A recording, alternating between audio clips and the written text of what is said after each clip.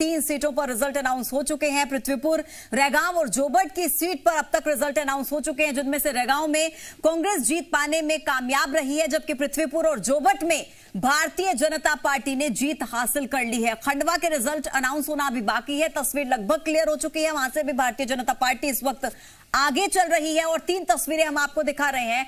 जिस तरीके से देखिए, भोपाल में इस वक्त मुख्यमंत्री शिवराज सिंह चौहान जश्न मनाते हुए नजर आ रहे हैं। भारतीय जनता पार्टी की जीत को लेकर काफी आश्वस्त थे पहले से ही, और ये तस्वीरें बयां कर रही हैं कितनी खुशी भारतीय जनता पार्टी के कार्यकर्ता नेता इस वक्त महसूस कर रहे हैं। खुद मुख्यमंत्री इन तस्वीरों में देखे जा सकते हैं किस तरीके से खुशी जाहिर करते हुए दिवाली से पहले दिवाली मनाते हुए नजर आ रहे हैं। और सीधे रुख करेंगे, खास मेहमान हमारे साथ जुड़े हुए देवश्री माली जी, वरिष्ठ पत्रकार के तौर पर हमारे साथ जुड़े हुए। नेहा बग्गा हमारे साथ जुड़ गई, भारतीय जनता पार्टी का पक्ष रख रही हैं, और प्रताप भानु शर्मा पूर्व में सांसद रहे, कांग्रेस पार्टी की तरफ से हमारे साथ जुड़ गए। मैं सबसे पहले प्रताप भानु जी आपके पास आ रहा हूं। ये आज के रिजल्ट सर आपके लिए थोड़ी सी परेशानी का सबब रहे। अब एक कदम आप आगे बढ़िए और ये सोचिए कि सर पृथ्वीपुर और जोबट आप गवा देते हैं, और ये वो सीटें रही हैं जहां से आप निरंतर जीत हासिल करते रहे हैं। क्या अब पार्टी अपने सर्वे पर सवाल खड़े करेगी, क्योंकि सर्वे में जिस प्रत्याशी को टिकट के लिए कहा गया उसी को हार मिली? नहीं, सर्वे तो हर राजनीतिक पार्टी कराती है अपने अपने विश्वस्त एजेंसी से। इसमें कोई दो राय नहीं है, सर्वे में कोई डिफेक्ट नहीं होता। नहीं, मैं प्रत्याशी वाले सर्वे की बात कर रहा हूं प्रताप भानु जी, जिसके आधार पर टिकट का वितरण हुआ। प्रत्याशी वाले सर्वे में भी सर्वे की जो एजेंसी होती है वो 3 नाम देती है। हाँ। जिस पर प्रदेश कांग्रेस कमेटी और एआईसीसी हमेशा विचार करती है। ठीक है, हो सकता है चुनाव की रणनीति में कोई कमी रह गई हो। दिव्यांश जी बोल रहे हैं? मृदुल बात कर रहा था सर। सॉरी मृदुल जी। हाँ। कोई कमी रह गई हो तो ये उपचुनाव के रिजल्ट या मुख्य चुनाव के रिजल्ट भी हर राजनीतिक पार्टी। एक सवाल और मैं करना चाहूंगा प्रताप भानु जी, क्योंकि आपने कहा कि सर्वे के आधार पर बहुत सारे डिफरेंसेस हमें देखने को मिलते हैं, लेकिन सर इसी सर्वे में सुलोचना रावत को बाहर रखा गया और वो जीत दर्ज करती हैं, तो इसलिए उस पर सवाल खड़े होने चाहिए। नहीं, अब ये तो नहीं पता कि सर्वे की रिपोर्ट तो गोपनीय होती है और प्रदेश कांग्रेस अध्यक्ष और एआईसीसी के अलावा किसी को मालूम नहीं होती। अब सुलोचना रावत के ऊपर जो बीजेपी के लोग काम कर रहे थे दल बदल के लिए या अपने पाले में लाने के लिए, उसमें वो कामयाब हो गए और वो उनके पास चली गई, जीत गई, तो अब सब उनकी जय जयकार करने में लगे हैं। पर हमारे महेश पटेल भी एक अच्छे उम्मीदवार थे, और क्योंकि वो कांग्रेस से गई थी तो कांग्रेस का बैकग्राउंड भी उनको मददगार हुआ होगा, ऐसा मैं मानता हूं। पर बीजेपी के पास तो कोई स्थानीय उनका अपना कार्यकर्ताओं में से ऐसा कार्यकर्ता, ऐसा उम्मीदवार नहीं मिला जो कि कांग्रेस के प्रत्याशी के सामने खड़ा हो सके। और सुलोचना रावत को इंतजार करना चाहिए था ये फैसला करने के पहले। उन्होंने कैसे अंदाज लगा लिया कि उन्हें टिकट नहीं मिलेगा? ये तो अपनी अपनी सांठगांठ होती है, जिन्होंने जिससे सांठगांठ कर ली वहां से प्रत्याशी बन गए। ये अब चाल चेहरा चरित्र नहीं रह गया, अब तो सौदेबाजी की पार्टी हो गई है। जिसका सौदा जहां फिट हो जाए, जिसको कुर्सी जहां मिल रही हो, जिसको मंत्री पद जहां मिल रहा हो, वहां भाग लेता है। ऐसा होता रहा है, जबकि भ्रष्ट आचरण के खिलाफ जो कानून बना है वो सख्ती से यह निर्देश देता है कि उसको 6 साल के लिए डिबार कर देना चाहिए, और भ्रष्ट आचरण को, दल बदल को, किसी भी राजनीतिक दल को प्रोत्साहन नहीं देना चाहिए। प्रताप भानु जी, मैं लौटूंगी आपके पास। नेहा बग्गा जी का रुख कर लेती हूँ। नेहा जी, ब्रेक से पहले भी हम चर्चा कर रहे थे, आपने कहा कि भारतीय जनता पार्टी के काम की जीत है, जनता ने भरोसा जताया है, लेकिन हम लगातार चर्चा कर रहे हैं, कांग्रेस की तरफ से बयान दिया जा रहा है कि election management Bharatiya Janata party को बहुत अच्छे से आता है, और भारतीय जनता पार्टी की कहीं ना कहीं रणनीति रहती है कि अगर 4 सीटों पर चुनाव है तो उनमें से 3 हम जीत जाते हैं और 1 नहीं जीतते। इस तरीके का कुछ बयान दिया गया कांग्रेस की तरफ से कि आपकी रणनीति रहती है इस तरीके की। देखिए 15 माह की लूट, भ्रष्टाचार और ट्रांसफर उद्योग की जो सरकार रही है कमलनाथ जी की, उसको जनता ने करीब से देखा है। और लक्ष्मण सिंह जी जो कांग्रेस के वरिष्ठ नेता हैं, जब वो कहते हैं कि नेतृत्व सही नहीं है जिसकी वजह से कांग्रेस डूब रही है, तो इसमें भारतीय जनता पार्टी का क्या कसूर है, मुझे ये बताइए। और सबसे महत्वपूर्ण कि जब उपचुनाव की तिथियां आई तो उससे पूर्व में कमलनाथ जी नदारद थे मध्य प्रदेश में। 15 महीने की सरकार भी जब बनी तो 15 दिन कुल मिला के ऐसे नहीं थे कि जब कमलनाथ जी मध्य प्रदेश में पाए गए हों। आप आज भी देखिएगा परिणाम आ गए, हो सकता है दिल्ली के लिए रवाना हो गए होंगे। और जो परिस्थिति आज कांग्रेस की है वो आज सिर्फ मध्य प्रदेश में नहीं है, देश भर में इनकी परिस्थिति यही है। चाहे G23 जो सवाल उठाता है उधर देख लीजिए, चाहे उड़ता पंजाब देख लीजिए, भटकता राजस्थान देख लीजिए, अटका हुआ छत्तीसगढ़ देख लीजिए, राजस्थान और छत्तीसगढ़ भी देख लो आप। मुझे बता दीजिए वह कि जो चुनाव परिणाम प्रत्याशी कांग्रेस के पक्ष में मिले हैं, उसमें कांग्रेस के कितने प्रत्याशियों का नामांकन भराने के लिए कमलनाथ जी गए? पृथ्वीपुर कमलनाथ जी कुल मिलाकर एक बार गए। अच्छा, अगर इसी के आधार पर नेहा जी, इसी के आधार पर अगर वोट मिलता, नेहा जी एक महत्वपूर्ण सवाल है मेरा, अगर इसी के आधार पर बिल्कुल 30 से ज्यादा सभा की मुख्यमंत्री ने, 30 से ज्यादा सभा नेहा जी, और वहां पर परिणाम जो है वो उस हिसाब से नहीं आए। देखिए मृदुल जी, चुनाव जीतने के लिए 2-3 फैक्टर्स होते हैं। एक तो आपका वहां पर जनता के बीच में आप कौन सी चीजों को लेकर जा पाए, नहीं जा पाए, जनता संतुष्ट हुई नहीं हुई, आपका प्रत्याशी कौन है, कितना प्रभावशाली है, ये दोनों समीकरण जो है वो हैंड टू हैंड चलते हैं। और हार के बाद या जीत के बाद भारतीय जनता पार्टी ना अति उत्साहित होती है ना ही निराश होती है, तत्काल उसका विमर्श करके, तत्काल उसकी समीक्षा करके दोबारा मैदान में उतर जाती है। पर जब मैं कमलनाथ जी की बात कहती हूं कि वो वहां पर नहीं गए प्रचार करने के लिए, तो गुटबाजी, ओवर कॉन्फिडेंस, और जिस तरीके से वो राजनीति में है तो जरूर, पर एक कॉर्पोरेट कल्चर है, जनता के बीच में मुख्यमंत्री रहते हुए भी आपको क्या याद आता है कि ओला पड़ा, पाला पड़ा, अतिवृष्टि हो गई, किसानों के बीच में कमलनाथ जी कभी गए? आपको क्या याद आता है कि सागर के अंदर वो दलित जला दिया गया था जिसको एक विशेष वर्ग के लोगों ने जलाया था, क्या कमलनाथ जी बाहर निकलकर उसको मिलने के लिए चले गए? या आपको याद आता है वो 2 बच्चे जो जुड़वा बच्चे अगवा करके जिनकी हत्या कर दी गई थी, क्या कमलनाथ जी भोपाल में रहते हुए उसके परिवार के साथ खड़े हो गए? तो ये एक जो इनबिल्ट नेचर होता है जिसमें भारतीय जनता पार्टी में। देवश्री मल्ली जी सीनियर जर्नलिस्ट हमारे साथ जुड़े हुए हैं। देवश्री जी, जिन फैक्टर्स को माना जाता है कि चुनाव में बेहद महत्वपूर्ण होते हैं चुनाव जीतने के लिए, उन फैक्टर्स में से कुछ की बात नेहा जी यहाँ पर रख रही हैं कि कमलनाथ मुख्यमंत्री रहते हुए जनता के बीच में नहीं गए। क्या आप मानते हैं कि एक बहुत बड़ा फैक्टर है कि जनता ने कांग्रेस पर भरोसा नहीं जताया?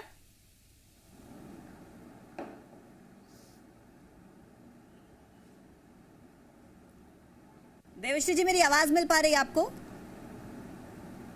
मुख्यमंत्री रहते हुए गए नहीं गए आज मायने नहीं रखता। जी जी जी कहिए। आपको मिल रही है हमारी आवाज? जी बिल्कुल बिल्कुल, कहिए। हेलो जी सर, कहिए, सुन पा रहे हैं आपको। देवश्री माली, आपको आवाज मिल रही है? हाँ जी, बहुत बेहतर आ रही है। देखिए मुख्यमंत्री देखिए एक साल पहले मुख्यमंत्री रहते हुए गए नहीं गए, इन बातों का कोई बहुत चुनाव पर आज परिणाम फर्क नहीं पड़ता है।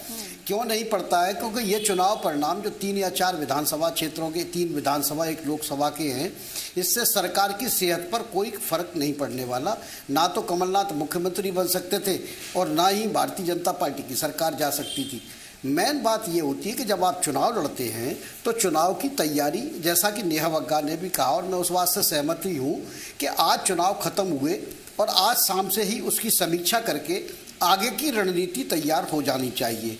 लेकिन कांग्रेस में दिक्कत ये है कि अर्थ का तार टूटा हुआ है, चीज़ें कम्युनिकेट होती ही नहीं है। प्रताप भानु शर्मा जी मुझे तो बता देते हैं, यहाँ भी बता देते हैं, लेकिन उनकी बात को वहाँ कोई पहुंचाने का जरिया या तो है नहीं, और है भी तो कोई सुनता नहीं है।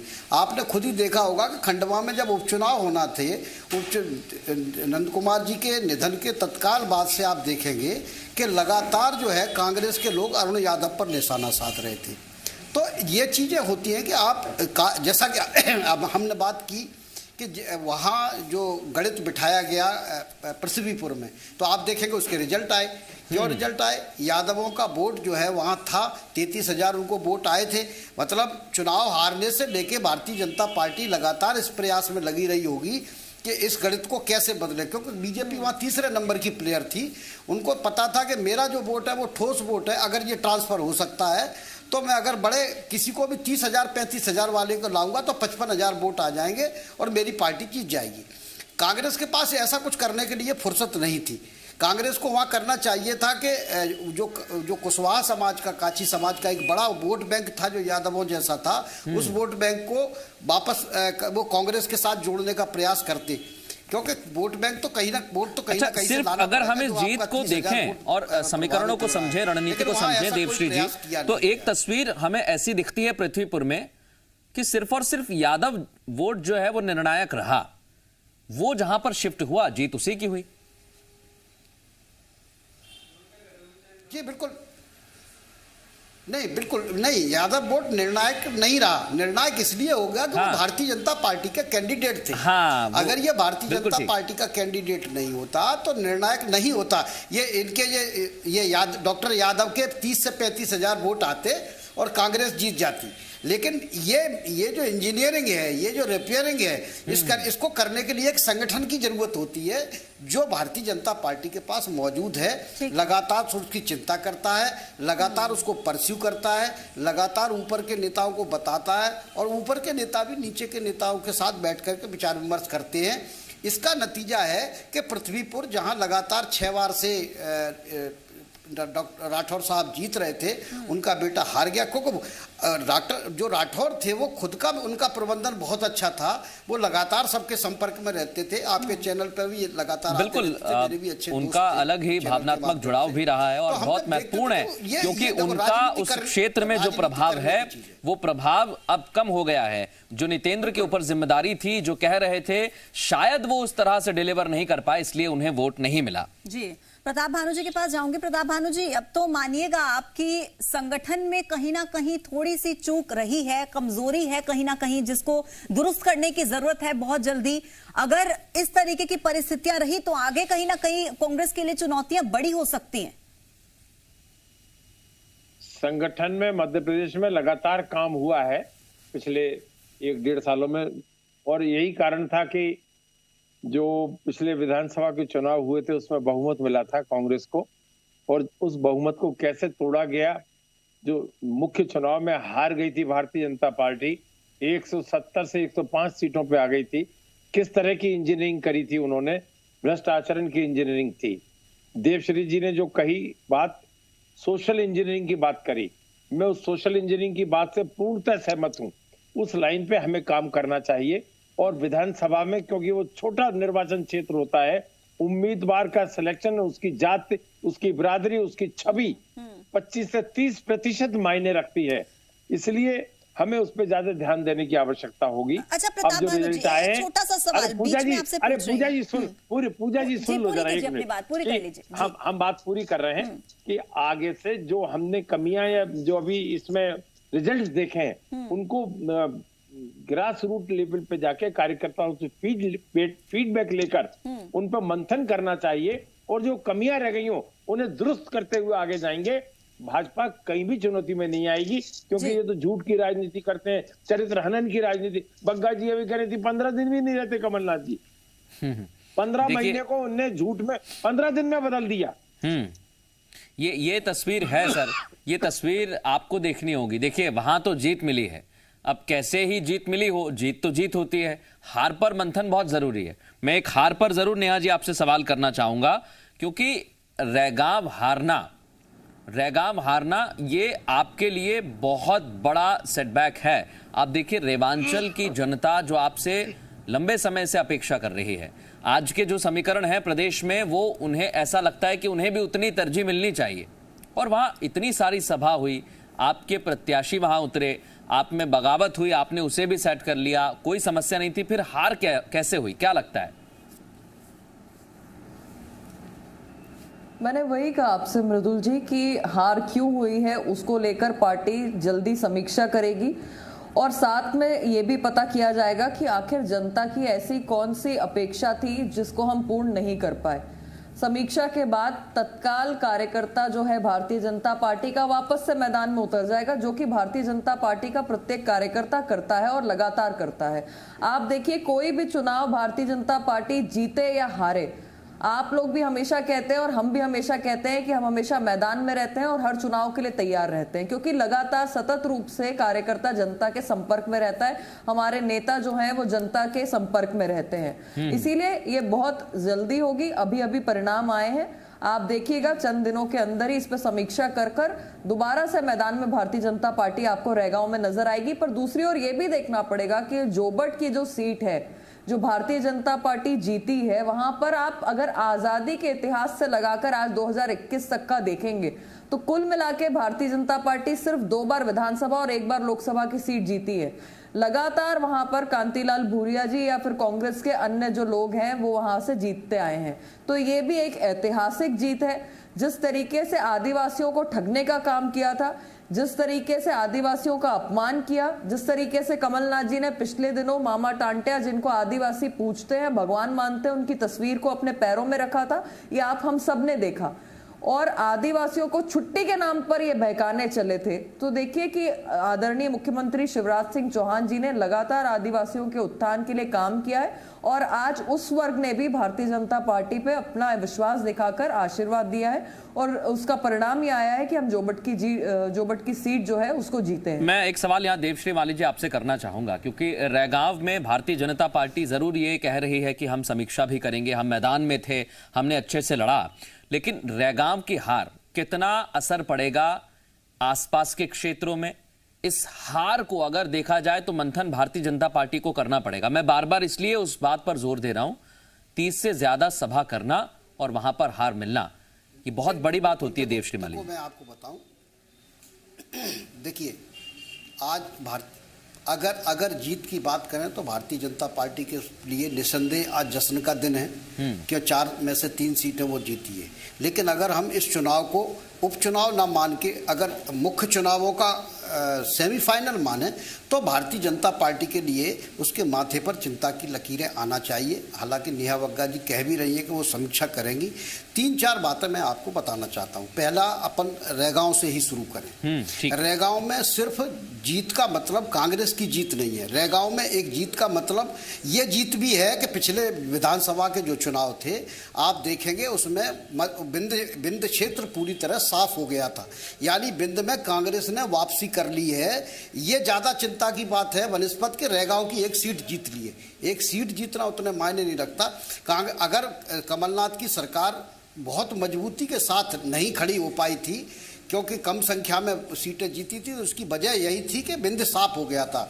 और बिंद में कांग्रेस बीजेपी के गढ़ को हराना कांग्रेस के लिए ये जो है ना एक अच्छी खबर हो सकती है, संतोष की बात हो सकती है, लेकिन उससे ज़्यादा भारतीय जनता पार्टी के लिए चिंता की बात हो सकती है। दूसरी चिंता की बात खंडवा से है। खंडवा में आप देखेंगे कि भारतीय जनता पार्टी का ही गढ़ क्षेत्र था लोकसभा का। 5-6 बार से तो लगातार नंदू भैया ही जीत रहे थे और उसके बाद भी आप देखेंगे तो लगातार अदला बदली चलती रही और ज़्यादा समय वहाँ दूसरी पार्टियाँ ही, जनसंघ हो या लोकदल हो, ऐसी पार्टियाँ जीतती रही हैं। सबसे चिंता की बात यह है कि अभी लोकसभा का चुनाव हुए 3 साल भी पूरे नहीं हुए हैं, लेकिन जीत का जो मार्जिन है वो लगभग 2.25 लाख घट गया है। नंदू भैया ने पिछला चुनाव 2,60,000 मतों से जीता था और ये जो अभी चैनल पर आ रहा है वो जीत का मार्जिन 1 लाख से भी कम अभी चल रहा है। हालांकि अभी अपूर्ण है, मुझे पता नहीं कितने राउंड रह गए हैं। तो निश्चित तौर पर भारतीय जनता पार्टी के लिए भी अलार्मिंग है, बहुत चिंता करने वाली बात है। कांग्रेस के लिए तो है ही, क्योंकि वो तो सीटें हार ही गई है, लेकिन उससे ज़्यादा चिंता करने की बात बिंद में कांग्रेस की वापसी और खंडवा में यानी मालवा में मार्जिन का इतनी बड़ी संख्या में वोटों का कम होना, इन दोनों चीज़ों पर भारतीय जनता पार्टी को सोचना पड़ेगा, क्योंकि चुनाव अब बिल्कुल। मैं एक सवाल यहाँ प्रताप भानु शर्मा जी से लेना चाहूंगा, क्योंकि अगर ऐसी स्थिति बन रही है और हम भविष्य को देखें तो ये आपके लिए थोड़ा सा फायदेमंद साबित हो सकता है। लेकिन प्रताप भानु जी, ऐसा नहीं फायदा हो गया तो आप चुपचाप बैठ जाएंगे। सर, मेहनत तो और आपको करनी पड़ेगी। अगर वो 30 सभाएं कर रहे हैं और आप अगर छोटी छोटी सभाएं करेंगे तो वो सवाल उठाएंगे, वो फिर पूछेंगे कि कमलनाथ जी कितने दिन प्रदेश में रहते हैं। नहीं, वो ठीक है, हमें ध्यान ज्यादा देना पड़ेगा, ज्यादा सफाई करना पड़ेगी, राजनीतिक गतिविधियां बढ़ाना पड़ेगी। और भारतीय जनता पार्टी का जो कुशासन है, जो बढ़ती हुई महंगाई है, जो सुरसा की तरह बढ़ती जा रही है, जो चरित्र हनन की ये राजनीति करते हैं, झूठ को 100 बार बोलो, जोर से बोलो, 1000 बार बोलो, यही इनका पैटर्न पे काम करते हैं। और भारतीय राष्ट्रीय कांग्रेस के जो वरिष्ठ नेता, स्वतंत्रता संग्राम सेनानी, उनका चरित्र हनन करने लग जाते हैं। खुद करेंगे नहीं और हिसाब मांगेंगे 55 साल का। अरे आज जो बेच रहे हो एसेट्स, वो कहां से आए, किसने बनाए? तो इन सब बातों को हमें जनता के बीच में जाके बताना पड़ेगा। मृदुल जी, मैं आपकी बात से सहमत हूँ और कांग्रेस इस काम को करेगी। रैगांव की सीट हमारे लिए माइलस्टोन साबित होगी। क्योंकि यहां से इसने कांग्रेस की जीत का द्वार बिंद में खोल दिया और ये बता दिया कि मेहनत की जाए, विधानसभा क्षेत्र में कसावट से काम किया जाए, तो दमोह पैटर्न पे काम किया जाए, तो बिंद वापस कांग्रेस की तरफ आएगा और हम लाएंगे इस बिंद को कांग्रेस की तरफ प्रताप भानु जी, ये बहुत अच्छी बात है।